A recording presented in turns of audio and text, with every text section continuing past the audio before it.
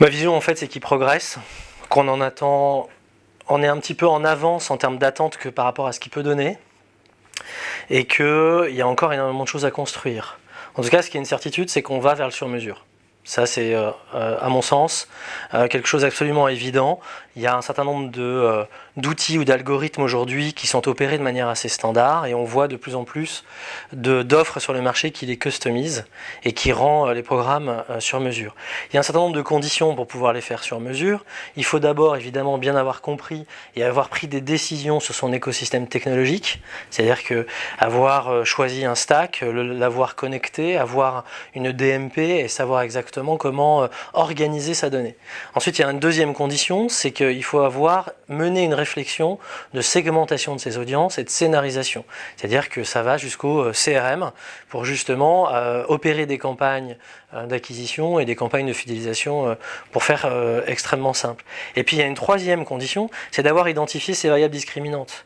Parce que tous les business ne fonctionnent pas tous de la même façon, et à un moment donné, il va y avoir un certain nombre de variables qui vont entrer dans un algorithme d'activation de ce programme qu'on pourrait appeler programmatique ou d'activation logique finalement. Et donc en réalité les annonceurs aujourd'hui doivent passer du temps sur la compréhension technologique, sur l'organisation de leur message marketing, et puis enfin sur l'identification des variables. En fait, on parle beaucoup de l'ad tech, du secteur ad tech, des boîtes ad tech, pardon.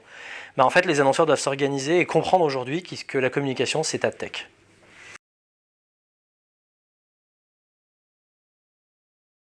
Il y a une variable discriminante très à la mode, il y en a deux.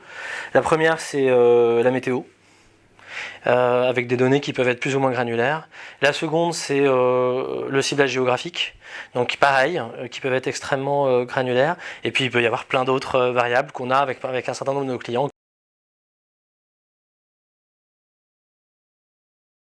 Certainement. Après, c'est pas à moi de le juger. En tout cas, ce qui va se passer, c'est sûr, c'est que on va finir par voir un phénomène de concentration, soit forcé, parce que les GAFA vont tellement s'imposer, soit maintenu parce qu'on cherchera à avoir des solutions un petit peu diverses ou indépendantes. Donc l'équilibre se fera entre ces deux extrémités, en fonction des besoins des annonceurs. Je reviens. Si demain on est capable de construire des modèles sur mesure pour les clients, il va être important d'avoir la possibilité de jouer avec les différents algorithmes ou technos.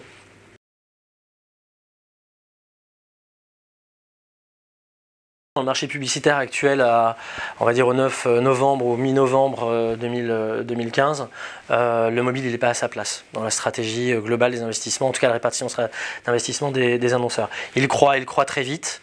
Ça c'est une donnée indéniable, et il y a un certain nombre de conférences qui en débattent énormément et qui mettent en avant et qui ont pour effort de mettre en avant le mobile. Nous on considère à l'agence que le mobile n'est pas un canal, il est transversal à l'ensemble des canaux que sont le search, le display et autres leviers, qu'il est extrêmement important de le considérer en son propre.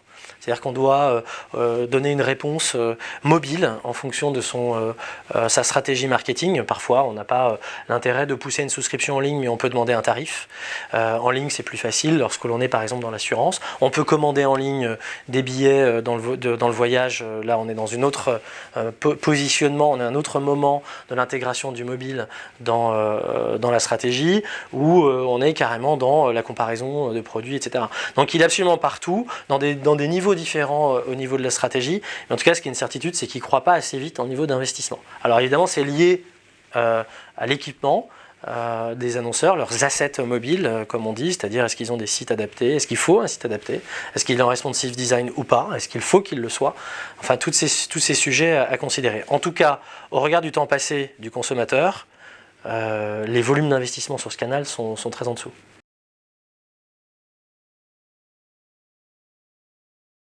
Le programmatique sur le mobile est en train vraiment de se structurer. Il va se structurer très vite, évidemment fort de l'expérience qu'on a sur le desktop. On voit de plus en plus d'offres arriver. Et puis il y a des grandes plateformes qui sont déjà mobiles par essence. comme Facebook par exemple. Alors tout ça arrivera aussi avec les solutions de plus en plus simples à comprendre et à installer et à utiliser de cross-device. Google vient de lancer la sienne il y a quelques semaines pour bien mesurer l'ensemble de ces remontées.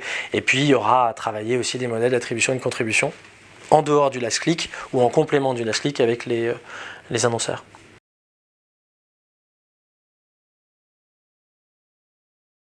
D'abord, il faut partir du principe qu'on est en train de passer une vague de craintes et de doutes bien légitimes, sur laquelle, en fait, l'ensemble de l'industrie doit apporter des réponses et rassurer l'ensemble des acteurs, que ce soit le législateur ou le consommateur, sur ce que nous faisons des données sur la publicité digitale. Donc ça, c'est le premier point. Donc comment allons-nous répondre à ce développement des adblocks, par exemple? Comment allons-nous augmenter la qualité et l'efficacité des campagnes publicitaires? Il y a un état de fait aujourd'hui, il faut l'accepter, c'est que la technologie aujourd'hui domine notre industrie, elle produit de la donnée et cette donnée est exploitable. À partir de ce moment-là, on va être capable de pouvoir détecter, filtrer un certain nombre de communications. Donc ça va être la communication sous l'angle de l'intention, détecter l'intention au bon moment, de savoir calculer derrière est-ce que le profil qu'on a détecté comme intentionniste pour notre client est intéressant ou pas, et quel est le prix d'enchère que je vais vouloir porter pour acquérir le contact publicitaire. Donc on voit des algorithmes et des offres aujourd'hui qui se déploient et qui se testent sur le moment marketing. Il faut encore qu'il y ait des progrès sur les vitesses de calcul des machines, mais on finira par y arriver. Face à ça, le consommateur va s'organiser. Donc ça, c'est le point, c'est qu'il va finir peut-être par prendre la main sur ce porté intentionniste ou pas et filtrer et organiser les messages publicitaires qu'il voudra bien recevoir. Donc en fait, il va y avoir de plus en plus aussi, je fais un raccourci parce qu'on est pris par le temps, de native advertising, de contenu, de plus de profondeur pour toucher nos internautes.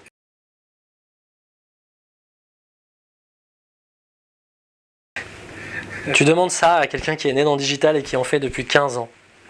Je crois que le GRP, qui est le produit de la couverture et de la répétition, est difficilement, même s'il y a beaucoup on l'a vu, le GRP internet, GRP vidéo, etc., qui sont arrivés pour parler le langage en fait des décideurs de l'industrie, va être dépassé par justement ce qu'on se disait, c'est-à-dire la détection des intentions, la segmentation des profils, la scénarisation des campagnes, d'où l'importance de bien s'intéresser aux messages automatiquement construits qu'on veut diffuser à notre consommateur, à notre profil qu'on cherche à convertir.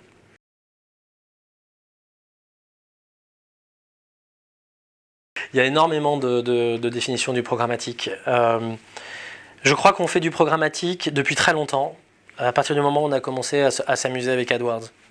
Et qu'en réalité, à partir du moment où on a une interface, qu'on a des machines qui traitent de la donnée pour construire un message et le diffuser à un profil particulier, déjà ça commence déjà à être un petit peu sophistiqué, on est dans le programmatique. Lorsque l'on construit une solution ou une scénarisation d'exposition à l'aide d'un programme, on est dans le programmatique. C'est pour ça que full programmatique pour une agence de marketing digital à la performance comme Performix, ça allait de soi fin 2013, début 2014.